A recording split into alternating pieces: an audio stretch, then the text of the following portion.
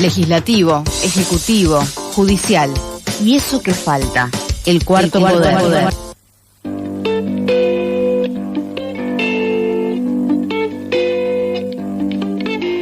Seguimos en el aire de eso que falta y ya estamos en conexión con nuestro compañero Manuel Becerra, con quien nos juntamos una vez por mes a charlar sobre temas vinculados a la educación, y en el caso del día de hoy vamos a charlar sobre cómo se enseña inglés en nuestro sistema educativo, y la pregunta rectora tal vez es si se puede aprender inglés desde el sur global. Hola Manuel, ¿cómo estás? Aquí Mailu, como cada martes. ¿Qué tal, Mailu? ¿Cómo estás?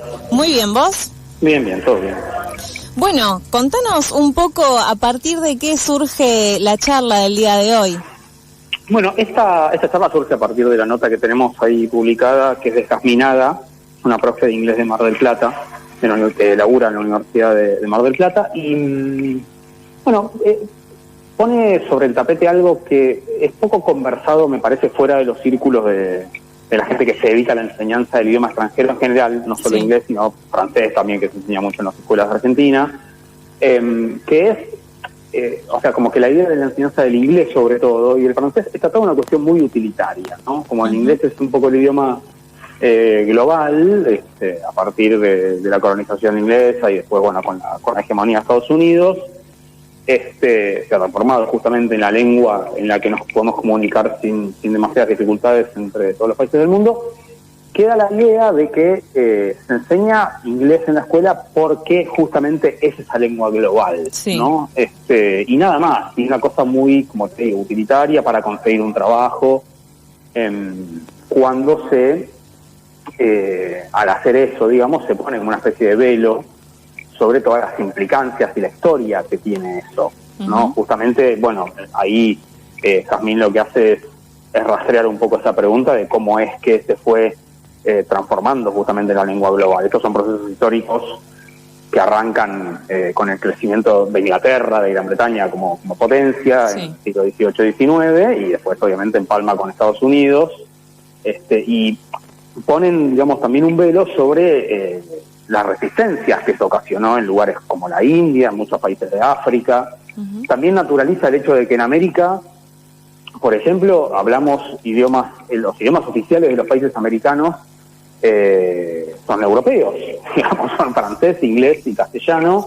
En Paraguay únicamente tenemos el guaraní como una lengua muy hablada y además es oficial, pero es un solo caso, digamos. En otros casos, la lengua más hablada con la que se comunican las distintas partes de cada país, incluso en Perú, en Bolivia, donde hay presencia del quechua y la aymara, es el castellano, digamos, por más que haya poblaciones, ¿no? Entonces, me parece que justamente lo que ella hace es desnaturalizar todo eso y además cuestionar esta idea de que haya que aprender una lengua porque sirve como lengua global, naturalizando el atravesamiento obviamente imperial, racista, genocida, capitalista de la expansión de la cultura anglófona, porque no solamente la inglesa, sino, como decíamos antes, pues también es la estadounidense. Me parece que es una discusión muy interesante y vuelve, sin decirlo por ahí en la nota, sobre esta cuestión de para qué enseñamos en general en la escuela,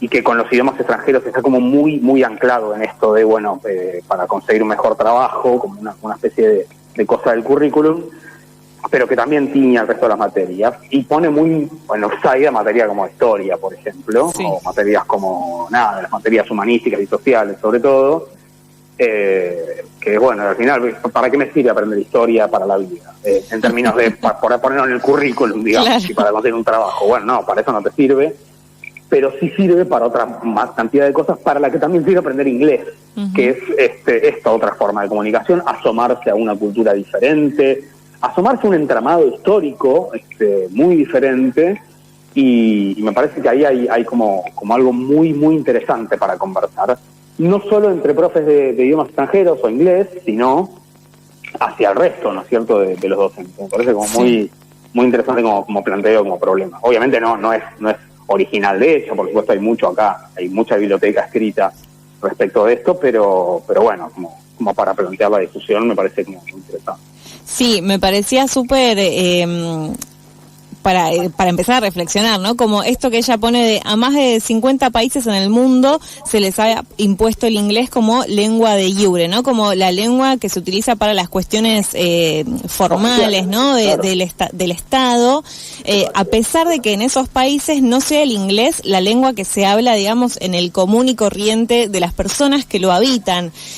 Y a partir de eso me parece que es súper interesante empezar a desarmar la forma en la que se enseña. Ella también cuenta el relato de qué manuales de inglés en algún momento se empezaron a utilizar para brindar la enseñanza a quienes a su vez serán docentes de inglés. Y el ejemplo ¿no? De en Australia, si estoy diciendo bien, Manuel, vos me corregís cualquier cosa, por supuesto, ¿no? Como esta moda de la búsqueda de comida de residuo, básicamente, ¿no? Y cómo eso se planteaba en este manual de inglés como algo superador y súper... aventurero, lo dice. Claro. Como si fuera, bueno, esta persona que eligió como una cuestión muy individual, muy individual, y bueno, yo, claro, como una cuestión hasta ecológica. Claro, tal esta cual. Persona que elige revolver la basura por cuestiones ecológicas, un posicionamiento político desde la ecología que lo lleva a revolver la basura y buscar comida ahí, cuando catastróficamente esa escena en países como el nuestro tiene un sentido que es radicalmente diferente. Claro. ¿No? O sea, estamos hablando de situaciones de extrema pobreza, de las que en Argentina son bastante recurrentes, donde esa escena es cualquier cosa menos una aventura o un posicionamiento político ecológico, digamos, sino una cuestión de necesidad urgente. Bueno, ese tipo de cosas que aparecen sin filtro y aparecen desde las editoriales, por supuesto, de habla inglesa encima, una cosa muy planteada desde afuera, completamente, claro. Y desde una cosa que no tiene nada que ver. Tal vez todos recordamos algún episodio, si tuvimos inglés en la escuela, todos recordamos algún episodio en el cual leíamos algo que nos resultaba un poco estrafalario, ¿no? En términos por ahí de las historias que se contaban. Sí, ¿no? de escenas como de la supuesta idiosincrasia de países que no eran el nuestro, sí. Exactamente, y uno recuerda y dice, esto es rarísimo, ¿por qué esta gente actúa así? Y tiene que ver con estas cosas también, y no es que invitaban a conocer una cultura, o sea, no es que te presentaban una costumbre con el objetivo de que vos conocieras un universo diferente de cotidianidad, sino que era simplemente naturalizar que, bueno, la vida cotidiana de los países imperiales o de los países del primer mundo es el parámetro para entender la vida cotidiana de todos lados, y la verdad que no. Sí, tal cual. Esa escena es tremenda. Sí, otra cosa que me parecía súper interesante es este otro planteo que hace Jazmín en la nota sobre el cómo apropiarse y sobre el concepto en sí mismo de ser bilingüe, ¿no? Ella plantea que, por un lado, desde su lectura, bilingüe es quien ya de por sí comprende o empieza a aprender una otra segunda lengua, ¿no? Más allá de la lengua materna. Pero que en términos de lo formal, si se quiere, o de lo académico, bilingüe es nada más quien puede de alguna forma manejarse con independencia dentro de ese nuevo idioma. Y ahí también hay algo, me parece, como revelador, si se quiere, dentro de preguntas que no nos hacemos. Absolutamente. Ahí hay algo que abre esa puerta, como porque, por ejemplo, tenemos en las grandes ciudades de Argentina, por lo menos acá en Buenos Aires, qué sé yo, en las escuelas públicas tenemos un montón de chicos de habla guaraní. Claro. ¿No? En la ciudad de Buenos Aires, en las escuelas públicas. Y nadie de la escuela no les pregunta sobre eso que es. Como no hablamos, no nos vinculamos con el guaraní que traen los chicos de la escuela, a los chicos de su casa a la escuela, hacemos como que eso no existe, y cuando yo les planteo, bueno, que ellos son bilingües, claro, me abren un poco, ellos mismos me abren un poco los ojos como diciendo, pero como dice, macho, si vos podés esto... Claro, hablar en otro idioma. Hablar en otro idioma, más allá de esta cuestión de que uno apenas aprendiendo ya habla otro idioma, a mí me gustó encarar también de lecturas que los chicos traen, que los invisibiliza, o no les da ni 5 de pelota, cuando ahí hay no solamente hay una tradición, un acervo cultural riquísimo, ¿no? Es una lengua indígena, entonces con todo lo bello que eso tiene en América, donde el mundo indígena ha sido tradicionalmente violentado y invisibilizado, sino también te da en guaraní. Sí. A ver, hablemos con los chicos, sino de también muchas veces entender por qué cometen algunos errores, entre comillas. Una parte de...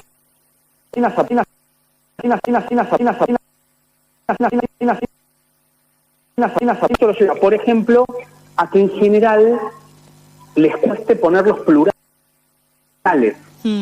Porque el plural en guaraní no funciona como en castellano. Claro. Igual acá ya nos fuimos de tema, ¿no? Desde el inglés, pero tiene que ver con estas cosas del bilingüismo y de reconocer el bilingüismo. Y es cierto esa cuestión jerárquica de que, bueno, la academia solo reconoce el bilingüismo si te manejas como muy canchero.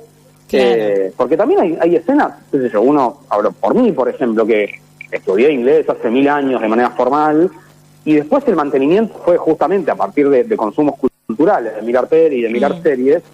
O sea, yo puedo mantener conversaciones de la vida cotidiana, digamos. En inglés puedo ir a un bar, puedo comer, puedo manejarme, puedo preguntarme en una calle, pero de ninguna manera puedo tener un dominio académico, por ejemplo. Claro. Entonces, según la academia, como yo no puedo, qué sé yo, escribir un paper sobre historia, que soy profesor, yo no puedo escribir un paper sobre historia en inglés.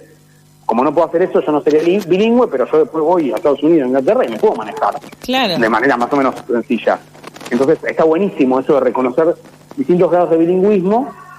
Y esta otra pata que ella también trae, que es la de el tema de los acentos, ¿no? Y de cómo la marca del acento dice muchísimo, y en los sectores más conservadores de la enseñanza del inglés es como muy castigada, ¿no? Que no se te note que tenés un acento, que el rioplatense se te mete, que no se te note que se te mete el portugués atrás. O sea, hay algo ahí muy interesante también para reconocer el valor que tienen los acentos del inglés, porque por supuesto no es lo mismo el inglés de Jamaica que el inglés de Escocia, no es lo mismo el inglés de Escocia que el inglés de Gales. Nada, en Estados Unidos hay varios tipos diferentes de inglés, es como muy, muy lindo eso.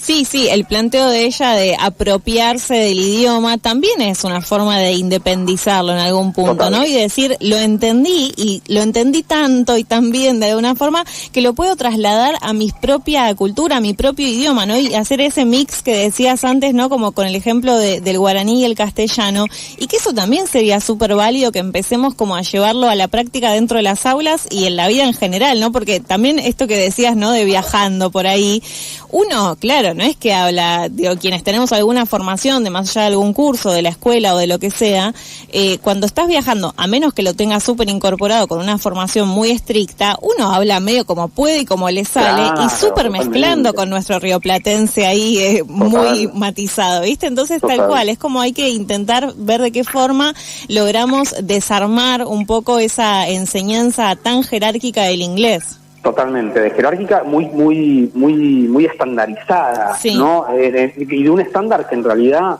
se verifica muy poco, porque justamente tal vez es un estándar que ni siquiera se verifica en distintas regiones de Inglaterra, suponete. O sea, vas a Birmingham, a Liverpool, y eran radicalmente distintos de lo que es esta pronunciación estándar, que es entendible, obviamente, hay que tomar exámenes, y hay una cuestión ahí justamente de estandarizar las evaluaciones y todo, pero más allá de eso, cuando uno se vincula con la cultura, ahí entran en juego otras cosas muy diferentes, ¿no? Vincularse con la cultura, esto, por ahí como conclusión, es muy distinto a rendir una evaluación estandarizada donde uno tiene que cumplir con determinados requisitos muy estrictos, pero después esto, vincularse con el legado, digamos, con el acervo, con la historia, y aparte con la dinámica de la lengua, que fue la discusión que seguimos dando, digamos, respecto del lenguaje no binario, ¿no es cierto? Las lenguas son dinámicas, las lenguas cambian, las lenguas incorporan. En Estados Unidos está el fenómeno de la migración latinoamericana, sobre todo mexicana en el sur, que arma un argot ahí muy interesante entre el castellano de México y el inglés del sur de Estados Unidos. O sea, ahí culturalmente pasan fenómenos que son fascinantes, y que, bueno, esta jerarquía académica estandarizada invisibiliza por completo, ¿no? Súper interesante, Manuel. Nos encontramos el mes que viene. Dale, Malu, nos vemos el mes que viene. Pasó así Manuel Becerra, docente en secundaria, en formación docente en la Universidad Pública, también integrante de Gloria y Lor. Hoy hablamos de la nota publicada en ese medio que se llama El Manual de la Argentina.